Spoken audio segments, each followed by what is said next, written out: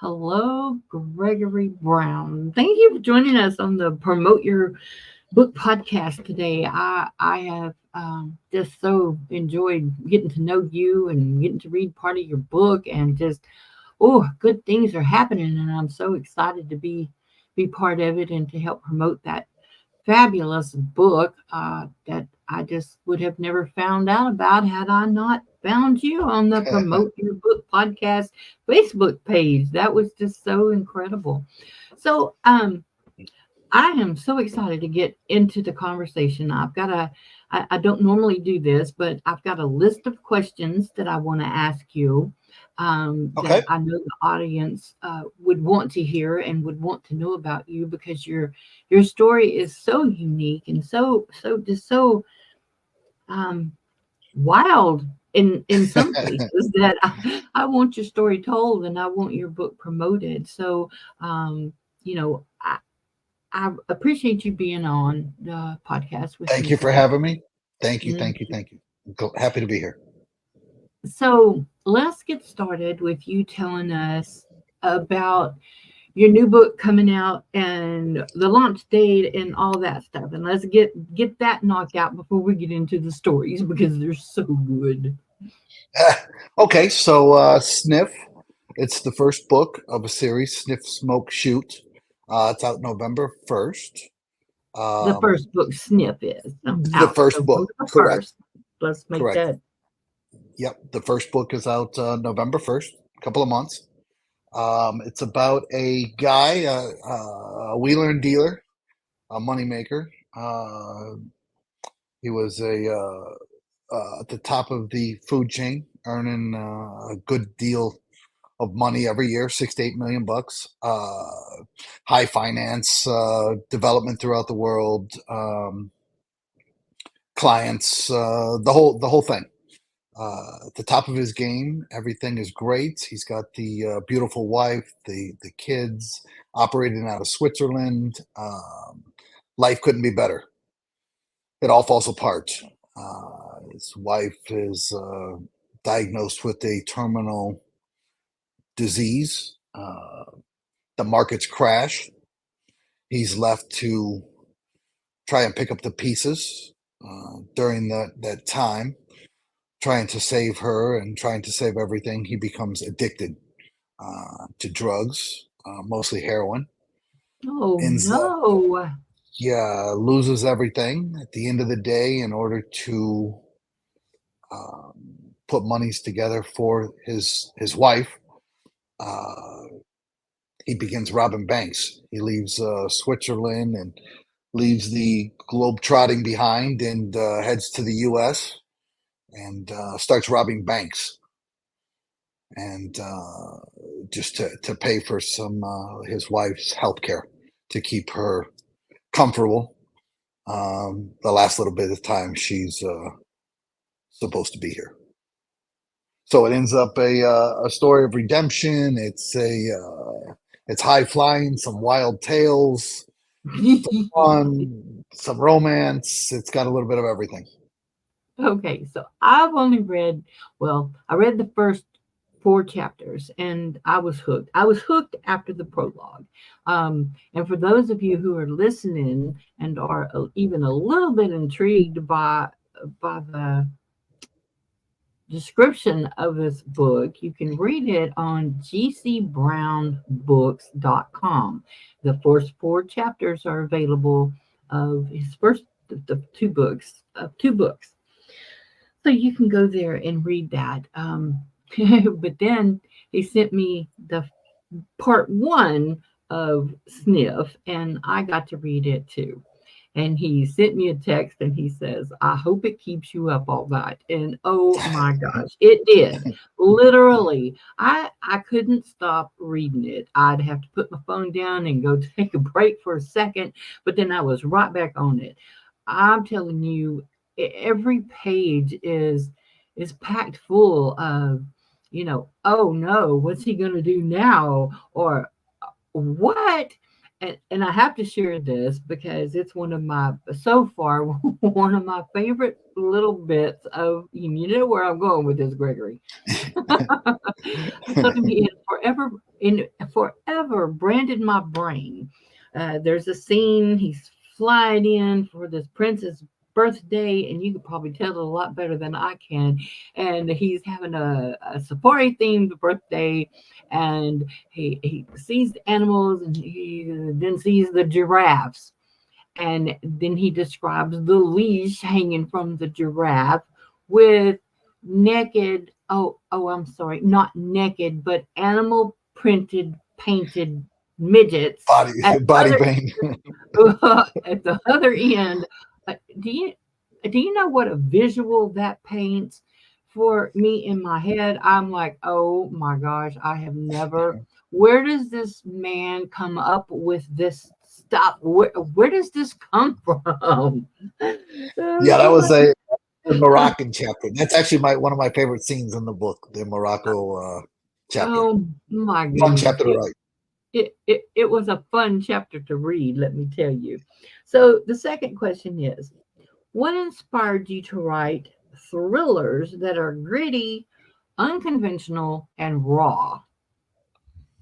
Well, I don't know about inspire, but all the books that I read about writing, everything said write what you know.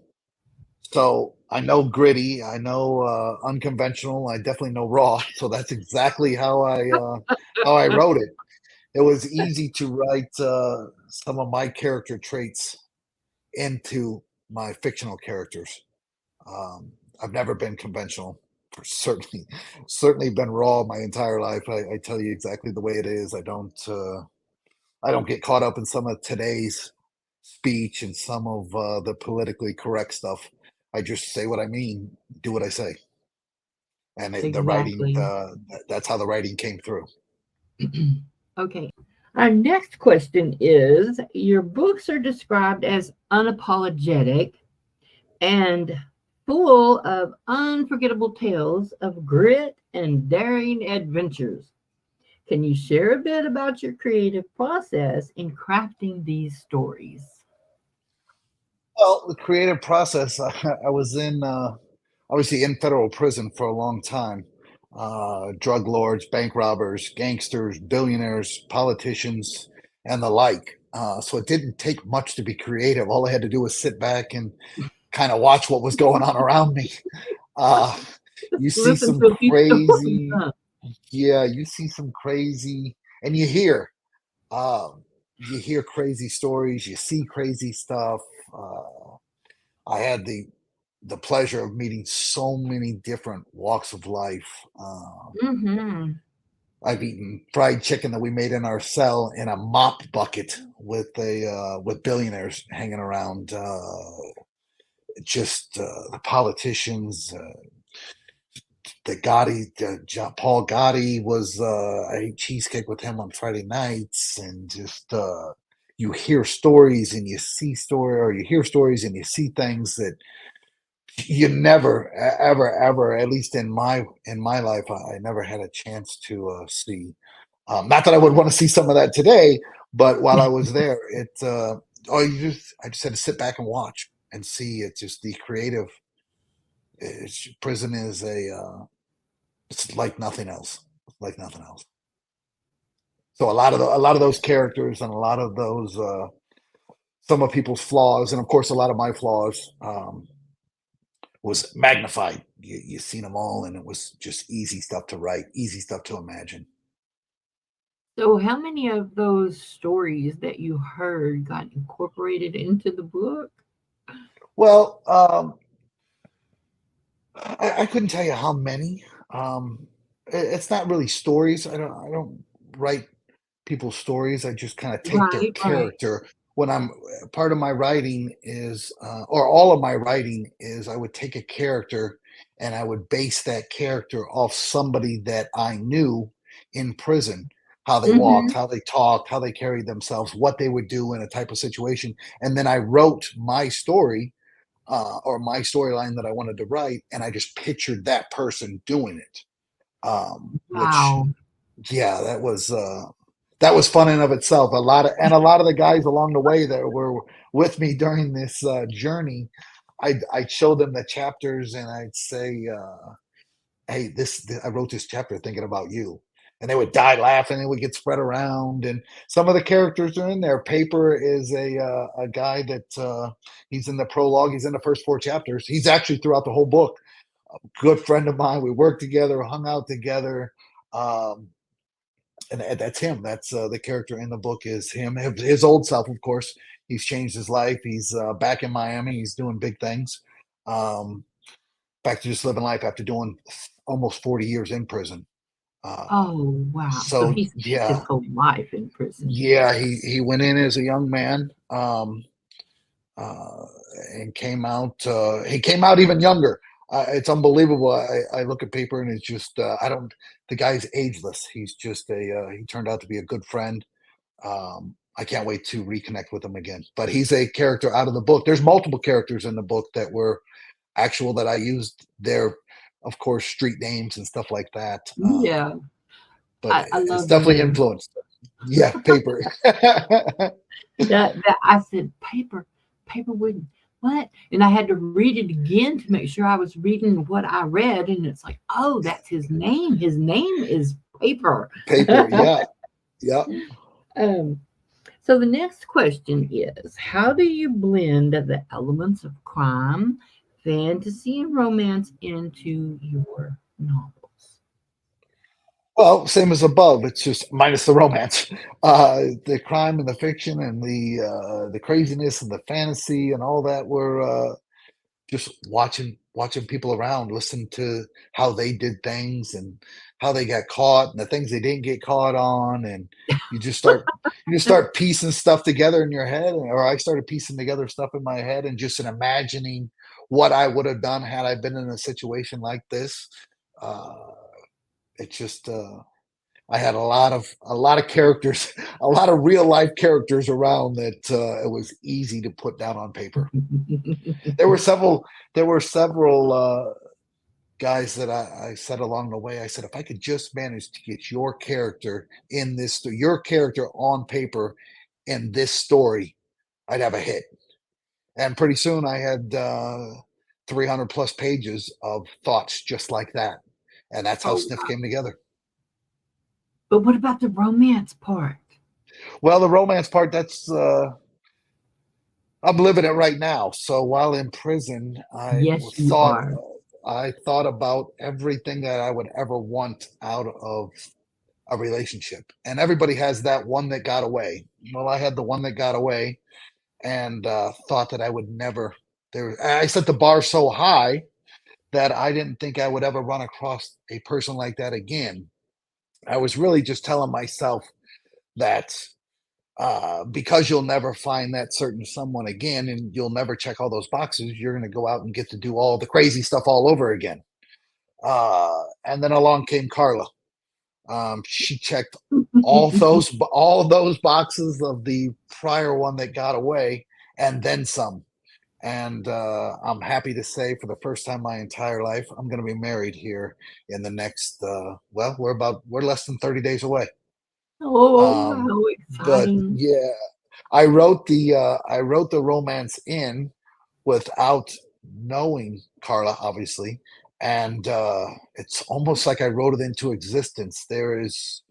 She's my Kennedy. I say it all the time, and when readers get the chance to read the book and they'll see it, they'll see who Kennedy is. Well, Carla is my Kennedy. Carla is your Kennedy. I love that. Carla is my She Kennedy. sounds absolutely precious. She's amazing. She's amazing. She'll probably I'm kill just, me when she hears this. yay, Carla, we root you on. What do you hope readers will take away from your new book? Well, definitely the entertainment value. I definitely want them to get the entertainment out of it, but some hope, sense of love, obviously, inspiration. Mhm, Um, mhm, Boy, I could go on and on and on. Escape. Uh, mhm. I want them to read Sniff and forget they were reading. A quick story: while somebody was reading this in prison, I see him the next day, and he says, "Man, it's just I was reading it and I forgot I was even reading." That's what I want to hear. I want to hear people say that they made a connection in the book and they got lost in the words. That's what I'm hoping for. Well, I can attest that's what happened to me too. I got so, into what I was reading that it was like I was there watching him do all this. And it was just it was an exciting journey. Okay, Yeah. so next question. Can you share any behind the scenes stories, which you kind of have, or challenges that you faced writing this latest novel? Challenge. Challenges, sure. Let me count There's the here's this one and this a one. multitude of challenges. Yes. I'm going to start with my family. My brother Jim. So in prison, the food, I'm sure you know, is not. It's terrible. There's no other way to say it. It's not nutritious. It's not good. Because inmates run the kitchens, the chickens and the proteins and the vegetables and all that, the good stuff that's supposed to go in the meals, that's basically stolen and sent out the back door and sold onto the compound. Um, the inmates sell it to other inmates, and then you make your own meals. So you have a couple of different options. You can either work Unicor, which is prison industries, and they pay you 17 or 19 cents an hour. It ends up being a couple $300 a month. You can do illegal activities. You can sell cigarettes. You can sell drugs. You can tattoo. You can cook. You can clean shoes. You can clean rooms. You can do people's laundry. There's a multitude of things you can do. Some illegal, some not illegal. All of them BOP frowned upon. You're not allowed to hustle in prison, period. But there's all these different things you can do to earn money or food or whatever. I didn't have to do any of that. Um, I have a unbelievable. There were other family members along the way that have helped, certainly, and I don't want to discount any of those. But my brother Jim and his wife Marlene, just unbelievable. I never had to worry about anything. I never went without a meal. I never had my books. There were money on my books the entire time I was there. I was able to buy commissary. I was able to eat. If there was things that I wanted, I got them. If I needed new shoes, I needed sweats, all the things that you need in prison. I had those. Mhm. I didn't want for anything. And like I said, there were other family members along the way that helped early on. But my brother and his wife, the majority of it for a long time. And I was blessed. I've got some good friends out there.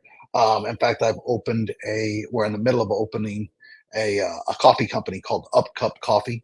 Um, Mhm. Doc William MacArthur III and Alex Diaz, both good friends of mine, both prior felons. They were both on the streets while I was inside still for a long time.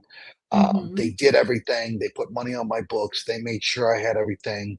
I just had a good core support group that I didn't have to. I was able to not worry about anything but writing. I didn't have to do anything but stand up twice a day and let the cops count me and make sure I was hadn't escaped and write and work on me, work on becoming a different person than the person Yeah. that went to prison. So I was blessed for that. Um, the Some of the behind the scenes stuff. Uh, I there Yeah, I never knew what I was going to write. Whatever I wrote that day. I didn't have a plan. When I started writing, I sat home and asked someone to send me in a bunch of how-to books, how to write and how to publish. And so Yeah. she sent me 20 plus books. I read every one of them from front to back. Every one of them said that the way I was doing it wrong. Um, but You wasn't having it, were you? Yeah, I'm a reader. I understand what good writing. I understand what good writing is. I read lots and lots of books of the type of books that I now write.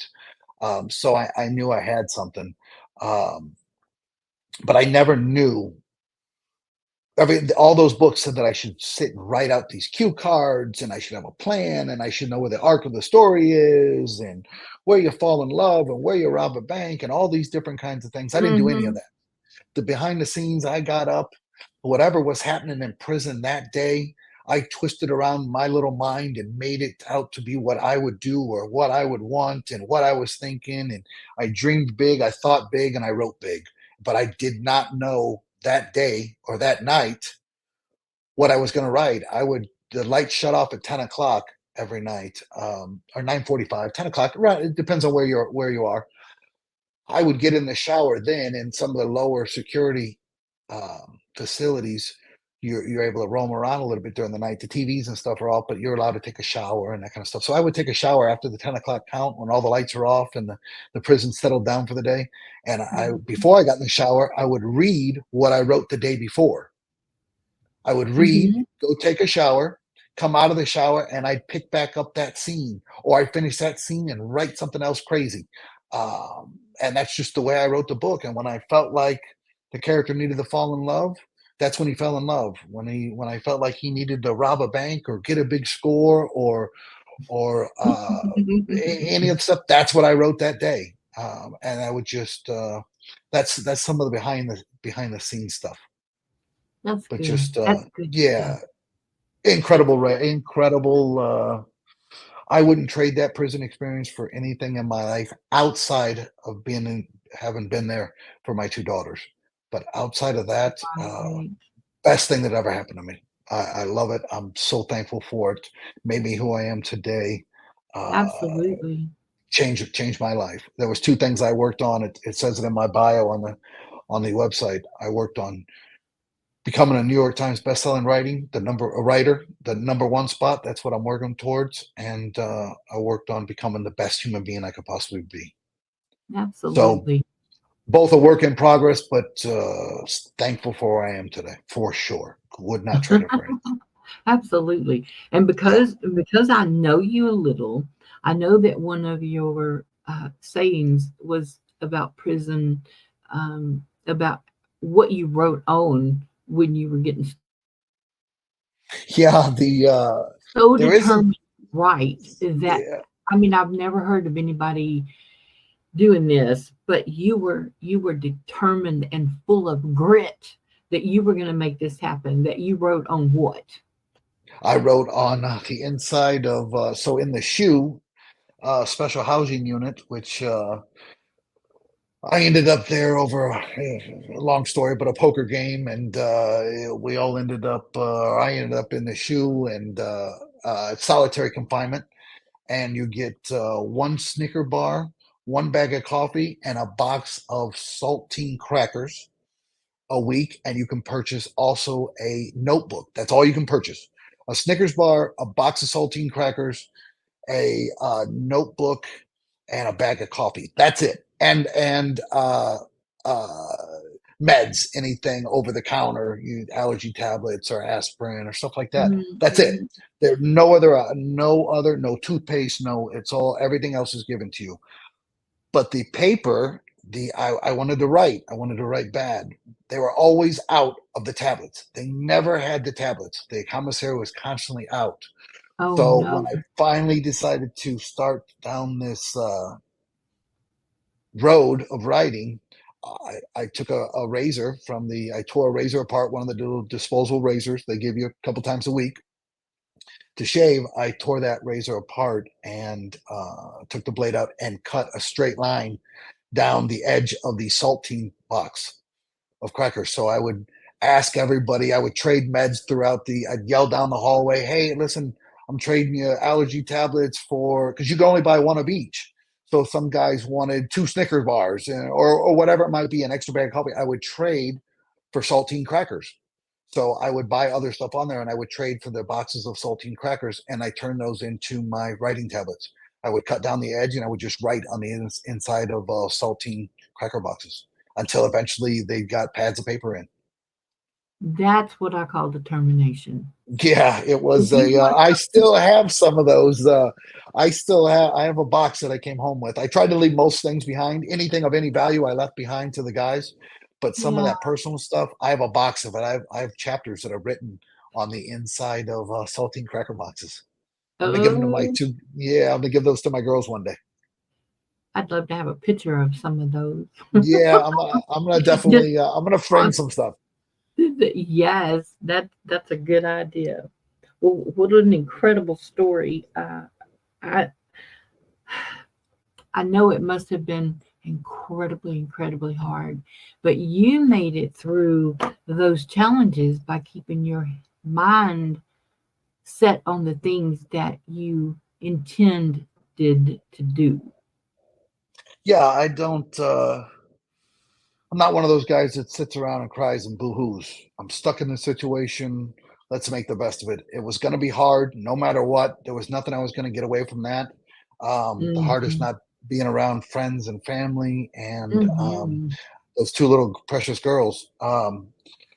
So I just decided one day that let's go, just suck it up, and let's make something of this. I wasn't going to come out the person I went in. I wasn't going to come out without a plan. I knew I Mhm. was facing. I knew I was going to do 20 years. I ended up doing 16, but I knew I had a long road to make a lot of changes. And Yeah, and by you God, that's did. what I did. That's exactly what I did. You one of the quotes in the book that you use on your website is from the worst of places To the best of intentions. to the best of intentions. I really Yeah, like that. It really shows that, you know, even though you're in the worst place of your life ever, worst that you could even imagine, to the best of intentions, and your intentions were to be a New York Times bestseller, to have the love of your life, yeah, your Kennedy, and yeah. you're also fixing to have another big blessing that was not in the book, was it? It was not. So the funny thing is so while getting to know Carla and going back, and obviously I met her while in prison. Her brother was my cellmate. Her brother nonstop was telling me, "You remind me of my sister. You remind me of my sister. You remind me of my sister." So at the same time, he's saying the same thing to his sister. You remind me of my Sally. You remind me of my Sally.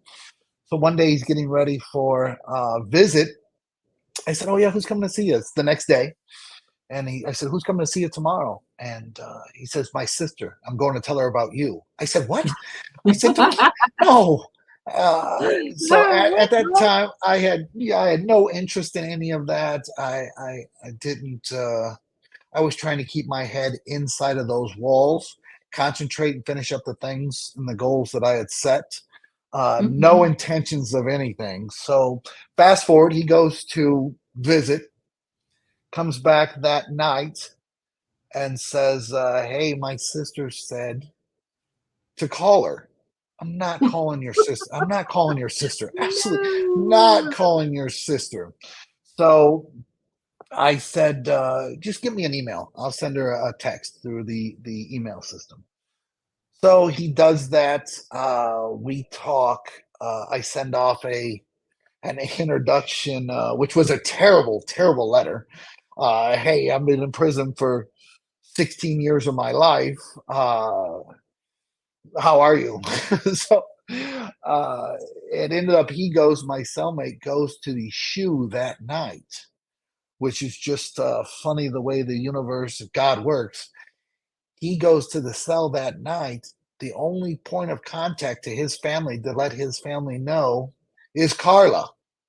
So I'm forced to send out a better email, a more explaining email. And from there, it just, because I was forced to give her updates on a daily basis the first couple of times, it kept me on the email to her. And every Oh. email, there was one more question, or there was one more smiley face, or there was one more laugh out loud. And pretty soon it turned into what we are now, is heading down the aisle for the first time in my life, and better than that, or equivalent at the very least, we're about to have identical twin boys in August. Oh Tristan, my Tristan, goodness. yeah. So Trevor James and Tristan Rip. Will Oh, be I here in love that. August. Yeah, You had you had something to do with the rip, didn't you? I did. It's Rip is the cowboy on Yellowstone. I said to myself, boy, I if I'm ever recognize lucky that enough, name. yeah, he's just a cool kick butt character. And I said, boy, if I ever get the opportunity, I want to name him. I have a small infatuation with Tom Brady. I think he's the greatest football player, greatest athlete in the world. So, and when you read Mhm. SNIFF, you'll see the Tom Brady quotes and everything else in there. But I had said I was going to name my kid Tom. Obviously, my last name is Brown, so I was going to get the initials, which Tom Brady goes by, TB12. I Yeah. said, "There's no chance I'm getting. If I have a boy, it's." She didn't like Tom, so we ended up with. She said, "I'm going to do you a favor, though. We'll let you keep the TB." So we named both kids. Both kids are TBs, just after Tom Brady, and I'm going to make both their numbers 12 somehow. But that's That how we is ended up with. Yeah, but we couldn't. I couldn't get away with the Tom Brady, but I got away with the Rip, and I got away well. with the James after my brother. So it turned Congratulations out on okay. both of them. Yeah, it wasn't Absolutely. planned. It wasn't planned. But the funny thing is, going back to prison during the emails and the phone calls and going back and forth with Carla, I said, "Man, it sure would be great to have twins." And it's like No. everything I yeah we in fact we were going through the emails. Uh, we were Oh. going through the emails yesterday, unpacking. Now that I've moved here to California, um, we're going through the emails. Obviously, before she was pregnant, any of this, and we're picking out boys' names. And wouldn't you know it, Tristan and Trevor are on there. It's like everything that I said and spoke about, we spoke it into existence. We talked about having twins, and oh boy, sure come out here. I got twins. I'm getting. It's just unbelievable what I wrote in that sniff. I'm living. It's One of the things that you said to me was that you were determined to write yourself out of prison. I did. So excuse me. My intentions was when I first how I got to writing. I'd never written anything my entire life. Nothing. Nothing. A couple of letters as a kid and some of business stuff along the way, but nothing to speak of. So I'm in prison and there's nothing to do. Bored out of my mind. Uh, Relentless boredom. It just never ends. There's nothing to do in prison. The world believes that they rehabilitate you in prison. That there's stuff for you. They don't do any of that. There's nothing to do at all. They put a TV on and give you a rec yard when they allow you to go outside. But they put a TV on. There's nothing. You're bored out of your mind. Either you can get into illegal activity, um, or you can work out, make yourself better, work on you as a person. But you have to have that drive and the dedication to do it. Mhm. So there's nothing to do. Getting back to the story, it's boredom tenfold. It's just unbelievable amounts of it. So I go to and I'm used to running multiple companies at the same time on multiple different continents, staying busy. So I go to my case manager and ask them, listen, hey, I'm bored out of my mind. Um, what is there to do? What can I do to make money? Nothing. The only thing you're allowed to do is you can write a book, publish a book. It can't be about your crimes. I said, I don't know anything about writing a book. I don't know anything about writing a book. Mm. So I had that conversation a couple of months later, in no specific order. Three different things tell me to write a book. I'm sitting in the queue, special housing, solitary confinement, and I read I'm sorry, first I get a legal call from my attorney about my appellate process. So while I'm on the phone to him, he asked me, "Hey, what do you do all day?" All I do is read. There's nothing to do but read. I'm sitting in a bunk. I read, read, read, read, read.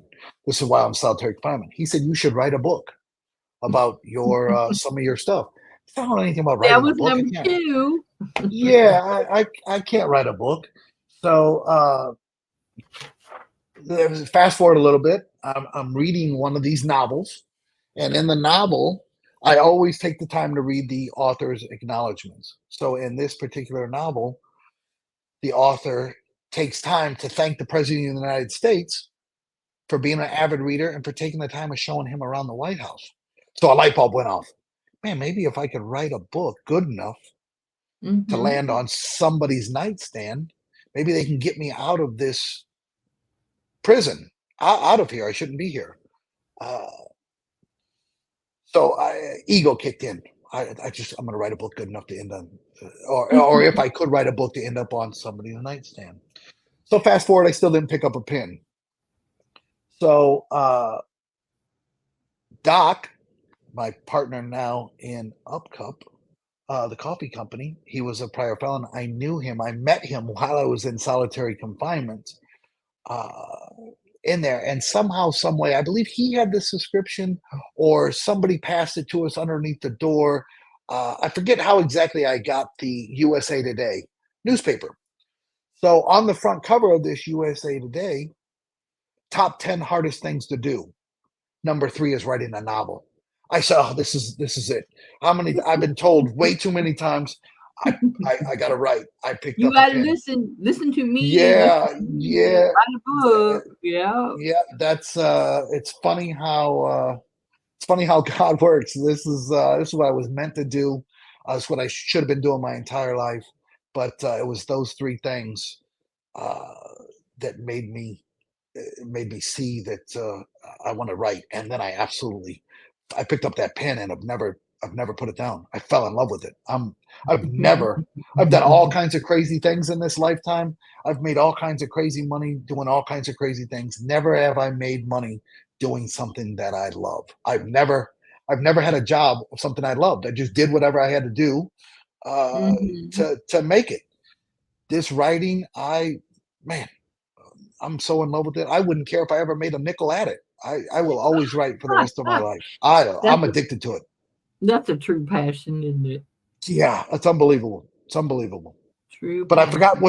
I forgot what your question was. But that's how we got. Here's where we are now. Here's where we are. It was the challenges, and it was all of it. Yeah, Okay. it was a good answer. So I didn't get too far off track. I didn't get too far off track. I tend to. It's your story, and I want you to tell your story because it's fascinating. Yeah, Not everybody has a story. Everybody has a story in them, though. I believe that. Oh, I absolutely believe that. Yeah. Everybody has a story in. Mm-hmm. I'm glad you're sharing the stories that you do. Authors who write fantasy have a different kind of brain than us authors who write nonfiction and self-help books. It's just a total different mindset. And I was telling a friend of mine the other day, I was like, I so admire your brain. I can't do that. I can't keep up with all the characters and all the, the scenarios and who said what to who and what. No, not in my brain. It can't happen. That's funny because there was no way I could write what you write. So it's funny. I couldn't keep up with. There's no way. Yeah. Mind shift. Are you? Of course, you're creative, but did you? Okay, so the difference. My internet's messing up between a right brain person and a left brain person. I'm definitely more right brain because I'm the creative. And if it wasn't for my husband, holding on to the string of my balloon, I would just fly off into who knows where. He's my rock. Did you take your medicine? Have you done this? Did you do that yet? Don't forget you got an appointment. And it's like, okay, you're hired. Yeah. But logical brains, do you consider yourself a left brain person that's logical and methodical?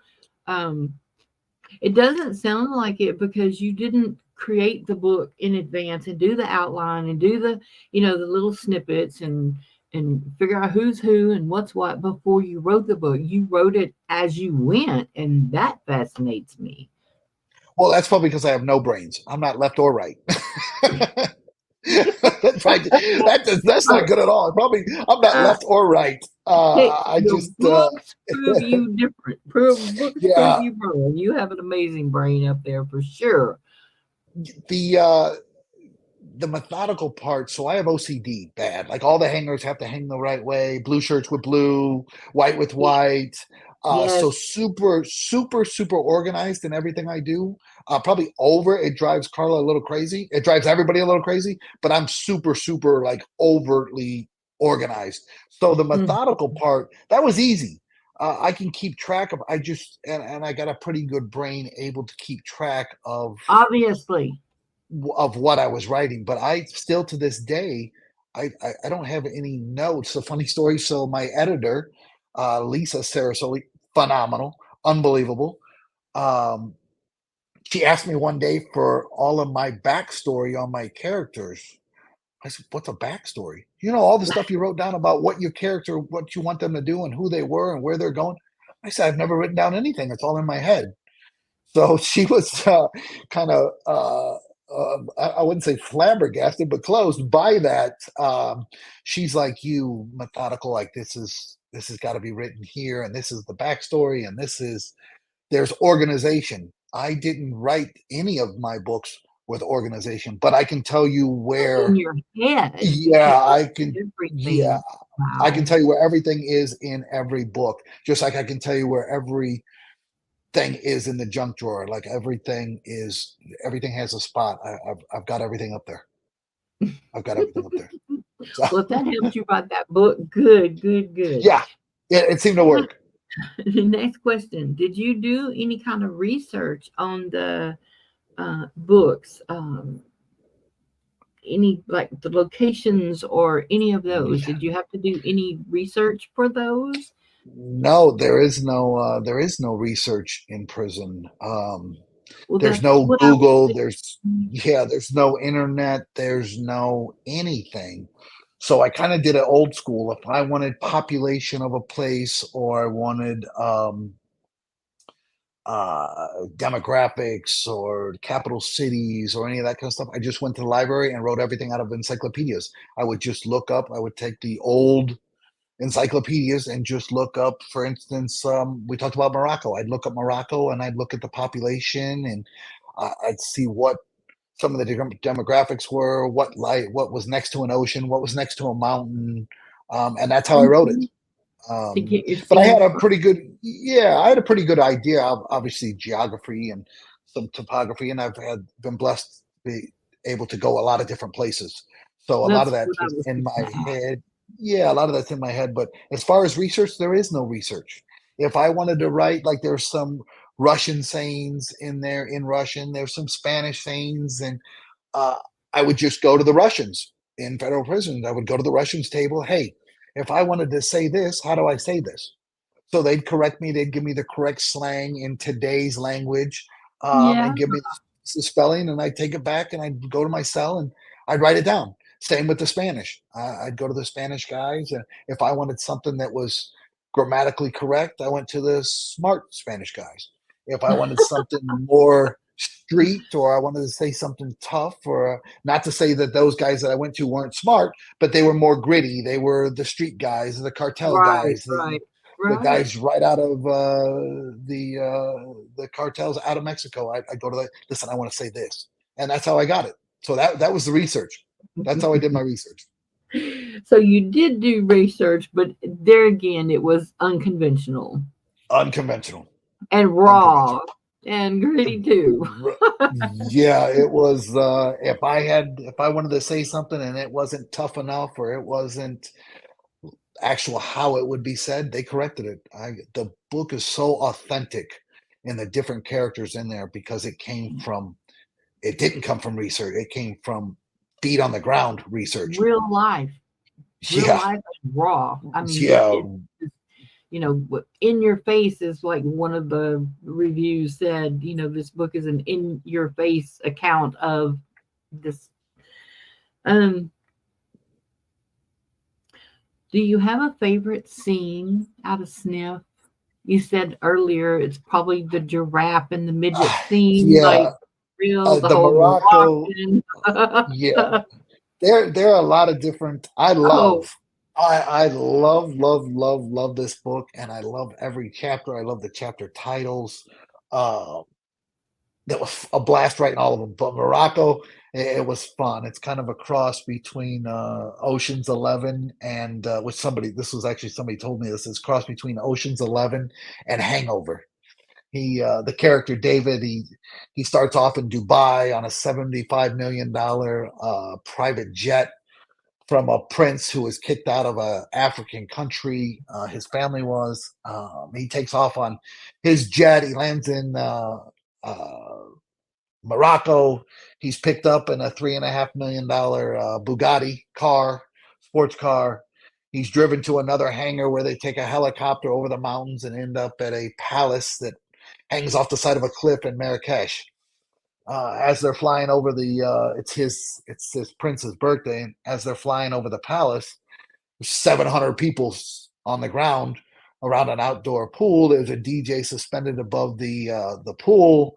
It's safari themed, so it's got elephants and giraffes and sheep and shepherds, and it's got midgets and body paint with super long leashes leading giraffes around. It's got, and he's there, of all things, he's there to buy $50 million worth of blood diamonds.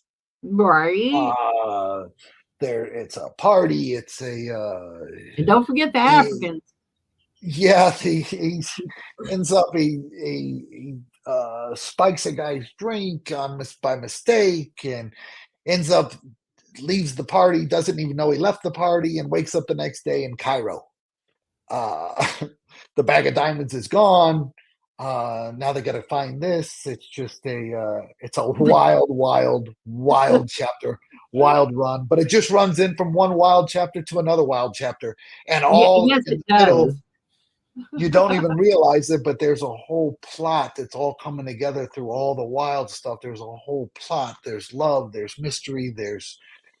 It's Hmm. if I do say so myself, it's an incredible, it's a great, incredible journey, fun I book to read, I incredible. agree with you.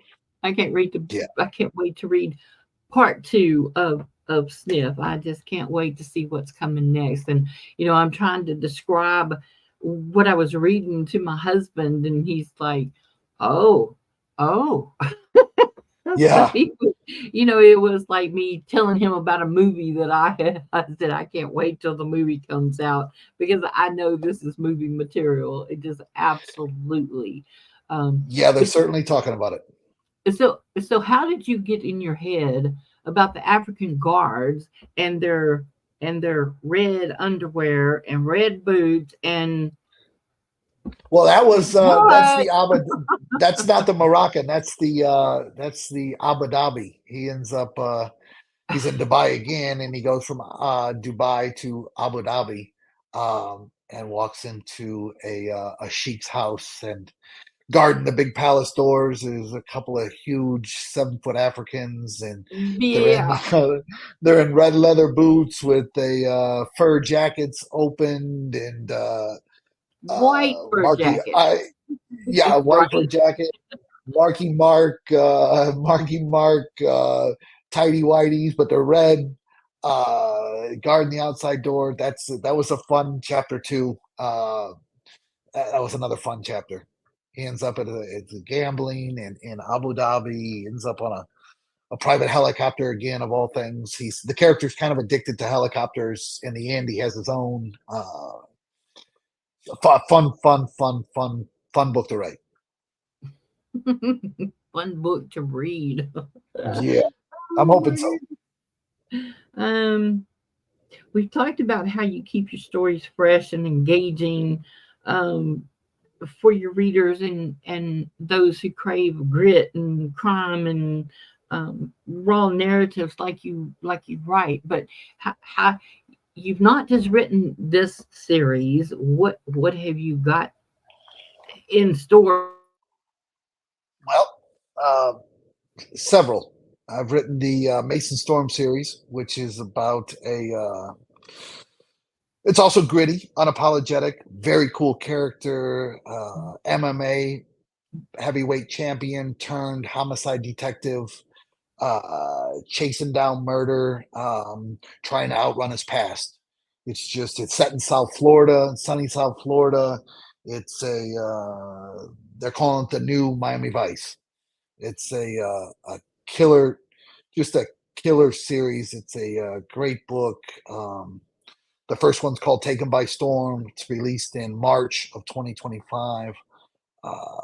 Again, just wild. Not as wild. This one's a little bit of I use the smart side of my brains this time and solved. I solved the killings, serial killer, and the book is solved through using Newton's theory. So there's a little bit more of there's a little smart stuff in this book with a cool plot, cool characters, just cool cars, old school, some classics. It's not the Bugattis Oh and stuff like that. yeah. It's a 1969 Camaro that he's called Loco Mocha, which is after a special part in my special person in my past. Little homage, paid a little homage to her. Yeah. Just a great book, great series. Also fun series to write. And I got to be a little bit smart in this one. Well, who which of the series has the most of you in it, do you think? Sniff Ooh, theory or the wild and unconventional, the craziness is definitely Sniff. The kind of witty, funny, helpless romantic, maybe running from a past a little bit. That was me. It's a little bit of both of them. Definitely have my character. It's I mhm. write. I don't know how to write anything else, Mhm. um, but me. It's tough to. I had all these characters around and all this craziness happening, but it's still it's my character. Like, what would I do? How would I do it? You lay in the Mhm. or I did. I laid in a rack, a bunk in prison. We call them racks or bunks, and I stared at the bunk or rack above me for years and years and years and years, and just Mm. developed characters and developed these stories. I've been writing since 2014, so I've got a lot of time into these two books. Uh, I think people are going to fall in love with them. I think they're going to fall in love with the characters. I've got the characters that people haven't written before. I've got the characters that just have not been done in Hollywood or in books. They're just Mhm. there's a lot going on in each book, and it's not too much that you get lost in it, and it's Right. or forget. You're not going to forget. The writing is simple. It's not. Yes. I'm not smart. I'm not smart like a Mishner or one of those guys that can write and manage to keep you. I got to keep my writing fun and quick and witty and smart aleck and just to keep the reader laughing. And they forget that the guy you read and you forget that the guy, hey, maybe this guy's not that bright, but boy, you can tell a good story. You Yeah, do tell a good story. Yes, you yeah. do. Um, what do you think? I think you just answered the question about what sets you apart in the thriller, crime, fantasy genre. Ooh, hmm. I think you Well, I just definitely mentioned. have. Yeah, I got a unique protagonist for sure. It's vivid and immersive. Um, Mm-hmm. it's just it's clever pacing. I think that the book Mm-hmm. you get to that chapter when I go back and read it during these edits, which are by the way my least favorite part of the writing. Huh, When I go everybody's. back and yeah, when I go back and do the thankfully though, I will say this. I mentioned her before. I have Lisa Sarasoli. She is just she's made my writing what it is today. The first book I ever wrote, in my words, not hers, she said it was crap. Broke my heart, hurt my feelings. I'm like, how did this woman read this and not love it? Um, Completely different. I hated her.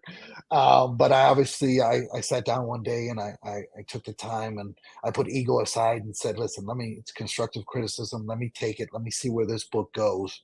And she's turned my writing into, in all honesty, into what it is today. I, Mhm. just an unbelievable, just a great person, a great soul. Um, she punches me when she needs to punch me.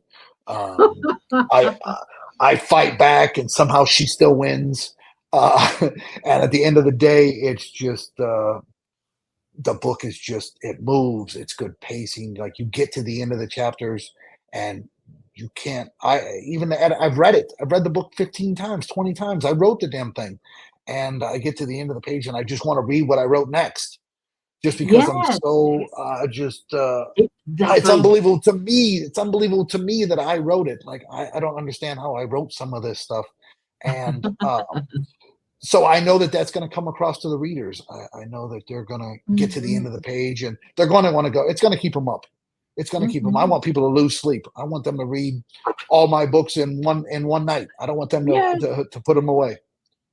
But it's yeah, clever pacing. It's my and they support are that good. characters.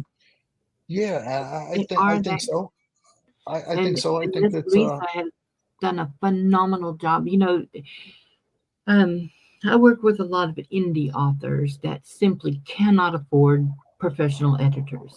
And, there's nothing that can be said about having a professional editor look at your work if you want to be a pro- professional author. yeah. So it's worth the investment to get the editing done if you want your book to thrive. Oh yeah, there's no way if I wouldn't have been able to, again, blessed by family and friends to be able to. Alex, in fact, Alex was the one that found Lisa. Um, my other partner in Upcup, he obviously I was in prison. I didn't have a way to research or find it. He found Lisa and fell in love with her. Said she's the one. Convinced me after I wrote the first book. She said she didn't like it. I said I hated her. Alex, I'm not talking to you either now. Forget it. Uh, No. Alex is today currently my best friend, and Lisa is my favorite by far, best editor. And she's made the writing what it is. She's just made me think about the protagonist, and she makes me think about plot, and she makes me get the story that's in my head sometimes isn't is a little crazy and convoluted. She gets it out on paper correctly where the reader Mhm, understands what I'm trying mhm, to say. So yeah, I would not tell anybody if you want to get to the top of this. There's a lot of stuff that goes into it, but you have to start with the professional edit, and you have to be willing to take mhm, the punches. You have to be willing to mhm. understand that every word that you wrote is not the best thing you've ever written. And that was my hardest thing. Like, how are you going to delete something that's my favorite sentence? Get rid of it. There is Mhm. no. She doesn't sugarcoat, but she's dealt with me with kitty gloves until we got to this point, and now she knows that she's my editor. So now, yeah, now she'll punch me right in the face. It doesn't. She will. I can't tell you the last time I won an argument with Lisa. I can't tell you, Oh, but the books are. And she got me the at the end of the day she got me the publishing contract. She got me in with Story Merchant, um, which is a big deal. Coming out of prison and having an agent, a literary manager, a publisher, an editor. Uh, uh, I'm lucky enough to have the agency to market my work. Coming out of prison and having all of this, I'm blessed. I couldn't. Man, you unbelievable, are. unbelievable, And Lisa unbelievable. has uh, 529 books. Isn't that the name of her Five 29 publishing? books. Yep. 529 books. She's So also all the of this, VP at Story Merchant. She's pretty well connected, and she's nice at first.